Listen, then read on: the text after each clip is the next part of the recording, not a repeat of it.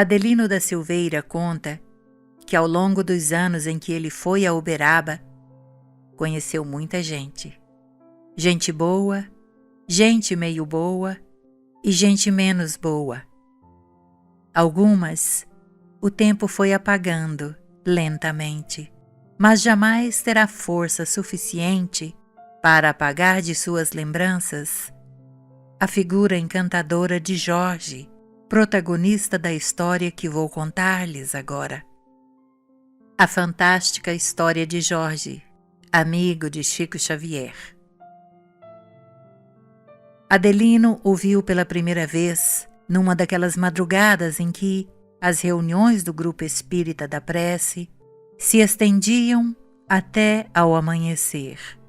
Naquelas filas quase intermináveis que se formavam para a despedida ou para uma última palavrinha, ainda que rápida, com Chico, Jorge chamou-lhe a atenção pela alegria com que esperava a sua vez.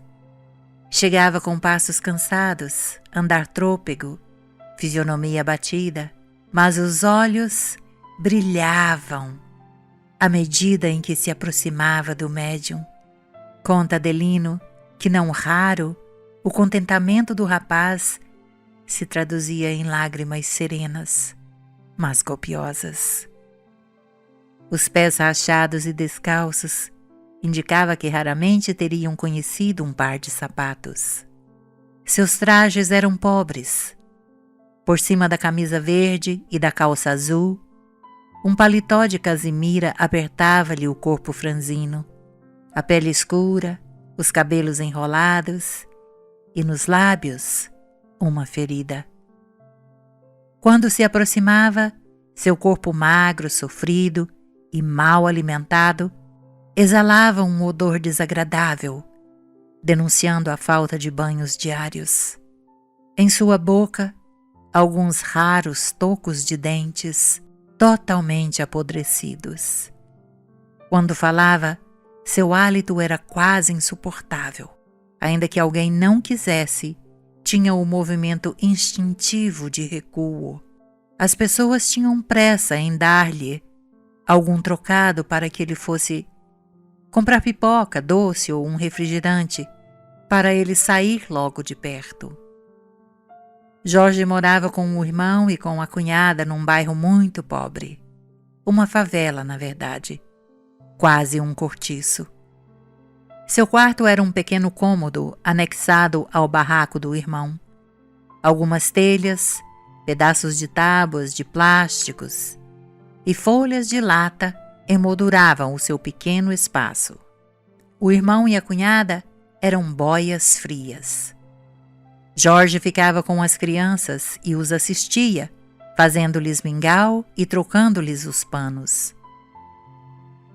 Adelino acreditava que a alma assim caridosa devia de ter sofrido muitos maus tratos, pois inúmeras vezes ele o vira com marcas no rosto e ficara pensando se aquela ferida permanente em seu lábio inferior não teria sido resultante de constantes pancadas. Pois Chico conversava com ele 5, 10, 20 minutos. Nas primeiras vezes pensou: meu Deus, como é que o Chico pode perder tanto tempo assim com ele, quando tantas pessoas viajaram milhares de quilômetros e mal pegaram a sua mão? Por que será que ele não diminui o tempo do Jorge para dar mais atenção aos outros? E somente mais tarde foi entender que a única pessoa capaz de parar para ouvir o Jorge era ele, Chico Xavier. Em casa, o infeliz não tinha com quem conversar. Na rua, ninguém lhe dava atenção.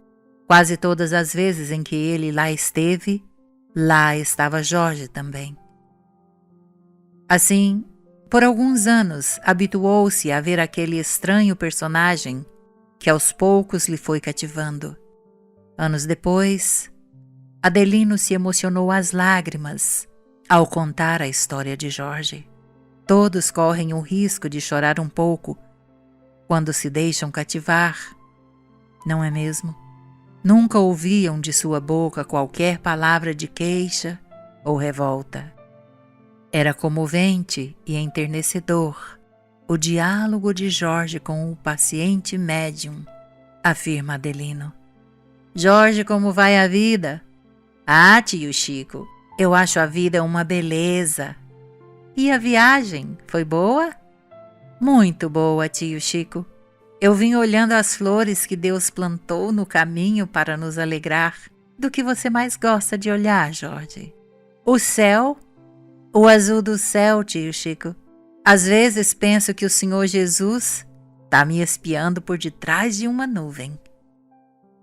E depois, o visitante falava da briga dos gatos, da goteira que molhou a cama, do passarinho que estava fazendo ninho no seu telhado. Quando se pensava que tudo havia terminado, o dono da casa ainda dizia: agora o Jorge vai declamar alguns versos. E virando-se na cadeira, Adelino se perguntava: onde é que o Chico arruma tanta paciência? Jorge declamava 1, 2, 4 versos. Bem, Jorge, agora para nossa despedida, declame o verso que eu mais gosto. Qual, tio Chico? Aquele, da moça. Ah, tio Chico, já me lembrei. Naquelas horas, o centro continuava lotado. As pessoas se acotovelavam, formando um grande círculo em torno da mesa. Jorge colocava então o colarinho da camisa para fora, abotoando o único botão de seu surrado paletó. Colocava as mãos para trás, à semelhança de uma criança quando vai declamar na escola ou perante uma autoridade. Olhava para ver se o estavam observando e sapecava, inflado de orgulho. Menina, penteia o cabelo, joga as tranças para a cacunda. Queira Deus que não te leve de domingo para segunda. Quando terminava, o riso era geral. Ele também sorria, um sorriso solto e alegre, mas ainda assim doido, pois a parte inferior de seus grossos lábios se dilatava, fazendo sangrar a ferida. Aí ele se aproximava do médium, que lhe dava uma pequena ajuda em dinheiro, que Adelino nunca, em todos esses anos, conseguiu ver quanto era. Depois colocava o dinheiro dentro de uma capanga, onde já havia guardado as pipocas e os doces, dando um nó na alça do pano. Para se despedir, ele não se abraçava ao Chico, ele se jogava, sim, todo, por inteiro, em cima de Chico. Falava quase dentro do nariz do Chico, e Adelino nunca ouviu ter aquele recuo instintivo como ele tivera tantas vezes. Chico beijava-lhe a mão, e Jorge também beijava a mão e a face de Chico, dos dois lados, em retribuição, onde ficavam manchas de sangue deixado pela ferida aberta em seus lábios. Adelino nunca viu o Chico se limpar na presença dele, e nem depois que ele tivesse ido. Adelino muitas vezes, ao chegar à casa, molhava um pano e limpava o que passaram a chamar carinhosamente de o beijo de Jorge. Muitas foram as vezes em que Adelino pensou em levar um presente àquele pobre irmão. Uma camisa, um par de sapatos, uma blusa. Infelizmente ele foi adiando e o tempo foi passando. Acabou por não lhe levar nada. Lembrava-se disso com tristeza, e as palavras do apóstolo Paulo se faziam mais fortes nos recessos de sua alma. Façamos o bem enquanto temos tempo. Enquanto temos tempo. De repente fica tarde demais. Jorge desencarnou numa madrugada fria, completamente só em seu quarto, esquecido do mundo, esquecido de todos, mas não de Deus.